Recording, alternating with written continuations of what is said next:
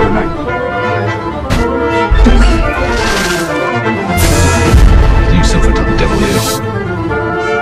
Good night. 4, 3, 2, 1. This is Mama. Someone's not to justice. I'm dead. It happened in St. Louis. Minoru Yamasaki had designed a large low-income housing project. Its name was Pruitt Igoe. You feel challenged. That girl does not leave the city. So you know this high school party in Pasadena? Have you seen the footage?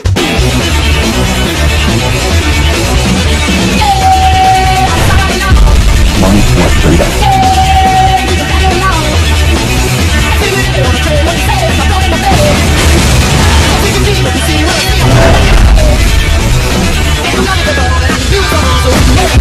Bring me my legs.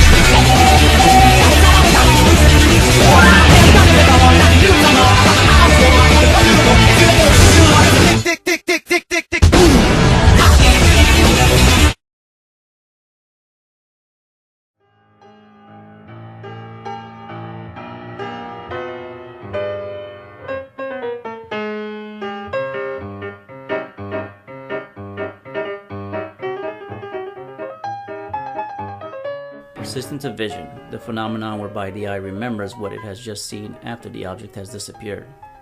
In film and video, this phenomenon is widely believed to account for our ability to perceive a sequence of frames as a continuous moving picture.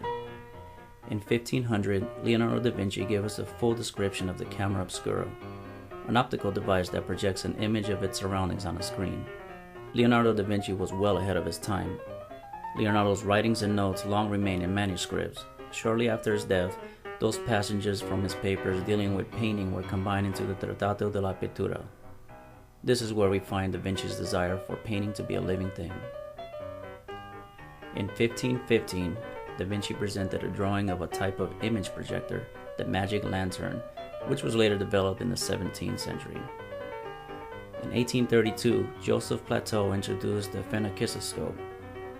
Pictures on one disc, viewed through slots on the other, appeared to move when the two were spun and viewed in a mirror. The zoetrope was introduced by William George Horner. The zoetrope used the same principle as Plateau's phenakistoscope, but instead of discs, the pictures and slots are combined in a rotating drum. In 1877, Emile Renaud introduces the latest findings on optical reproduction of movement, the praxinoscope. Similar to the zoetrope, the illusion of movement produced by the praxinoscope was viewed on mirrors in the center of the drum rather than through the slot on the outside. In 1872, Leland Stanford, the governor of California, insisted that a horse in full stride takes all 4 feet off the ground. Stanford hired Edward Muybridge, a San Francisco photographer, to prove his point and settled a $25,000 bet.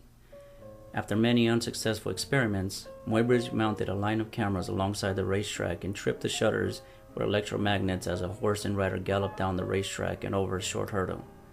The pictures proved that a horse does indeed take all 4 hooves off the ground while galloping. Muybridge developed a projector to present his findings. He adapted Horner's zoetrope to produce his zoo praxinoscope. In East Orange, New Jersey, Thomas Edison was pridefully working on perfecting his favorite of all his inventions, the phonograph. Edison assigned William Dixon to the project of developing a machine that could visually accompany his phonograph. For over 2 years, not much resulted.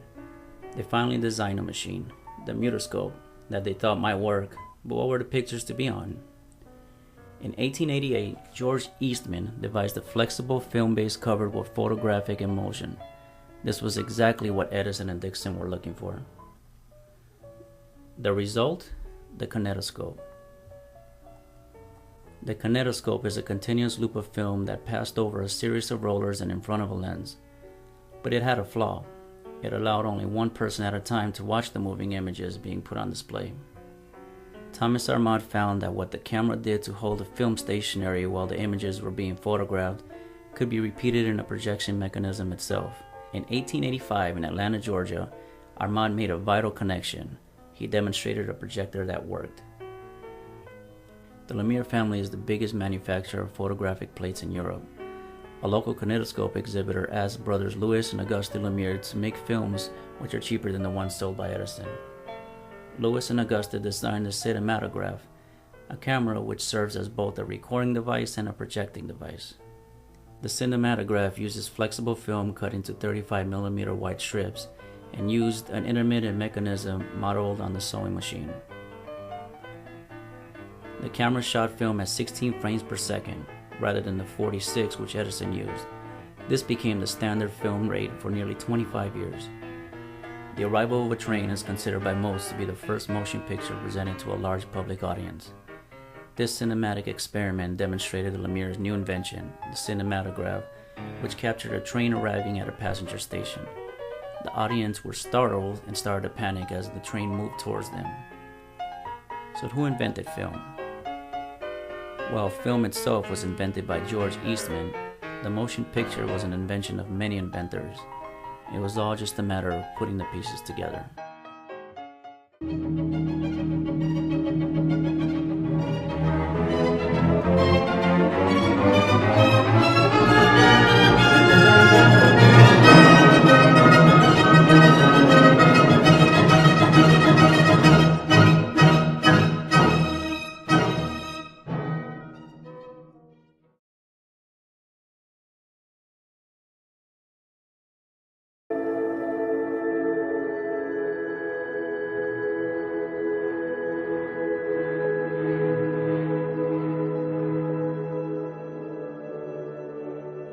What do you see as the role of the visual arts in society today, particularly in your profession? The role of visual arts. I mean,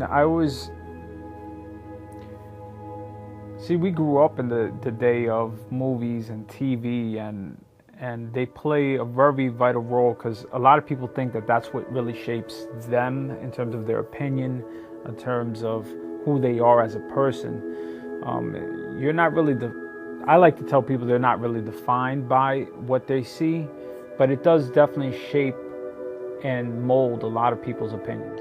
Media has made imagery almost instantly available. Do you believe this is positive or negative? Well, I think that since the invention of the remote control, we've been wanting things now and faster. Before, you sit there and watch TV and you probably stayed on the same channel because nobody wanted to get up to go switch the channel. But since the invention of that remote control, things have been a lot more faster paced. And we're at this point now where people, that's what they want. They want, as soon as something happens, they want to be able to see it, they want to be able to visualize it. Is it positive? In some regards it is, like in terms of news, you want to know now, well, you got to see it now. In terms of, I don't know, I think that with every technology there's a give and take. What popular images do you see frequently repeated throughout your industry? I don't know if I'm going to sound more of a lunatic or not by answering some of these, but I think one of the images I see most often, like in a music video or in movies, or they just seem to always get worked into the film in some nature or another, is the pyramid, is the all-seeing eye. In the future, watching movies might cost you $150. Hi, I'm E, and this is the Run List. According to The Independent, Steven Spielberg and George Lucas predicted a meltdown in the movie industry yesterday. For all the hopefuls at University of California School of Cinematic Arts, where they were speaking, this must have been a blow. Instead of inspiring the film students with promising talk of a career in filmmaking, the two directors instead said, "It is an interesting time for the film industry." I think by interesting, they mean rocky. Spielberg, director of Jaws, E.T., Jurassic Park, basically the man who made childhood awesome, said that Hollywood studios are only interested in investing in blockbuster movies that will appeal to everyone and will likely earn a ton of money. This is because people have so many entertainment options nowadays, studios are likely to lose money by producing films that may be great in quality but do not have mass appeal, like biopics and indie films. He said, You're at the point right now where a studio would rather invest $250 million in one film for a real shot at the brass ring than make a whole bunch of really interesting, deeply personal, and even maybe historical projects that may get lost in the shuffle. And Spielberg should know. He reportedly had difficulty getting his Oscar-winning film Lincoln onto the big screen. It almost aired on HBO as a television film, and this is Steven Spielberg we're talking about.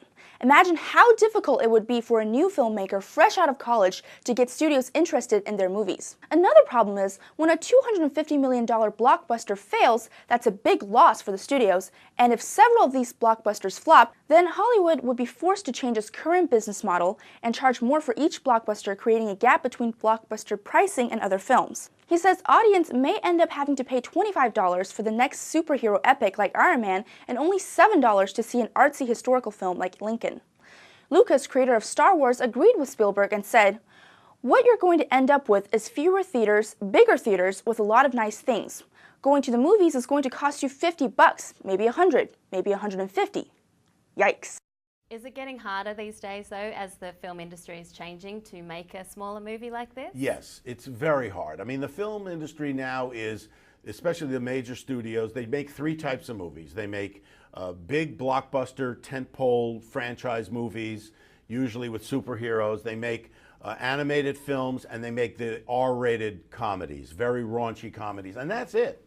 So everything else, if it's an adult drama, if it's a thriller, if it's a romantic story like this, you basically have to get independent financing, and it's very, very difficult. The price of marketing is gotten so expensive. It's actually more expensive than the making of the movie. You can make a film for a pretty good budget, but it's a question. It's a film of the cost of advertising on television, prints and all ads and all of that. So yes, it is difficult. There's not one film that I've made that could get made in a major studio today. Wow. Not one, including Few Good Men. Wow. Because it's a courtroom drama. And I don't care if there's a star in it, they don't want to make those kind of, a political courtroom drama, but they're just not going to make it. Yeah. So, When Harry Met Sally, no way that gets made. It's not raunchy enough. It's not, whatever. There's no big sex scenes or anything like that. Nobody's showing their private parts, So I don't think any of the films I made, certainly, not get made today, no. Yeah, that's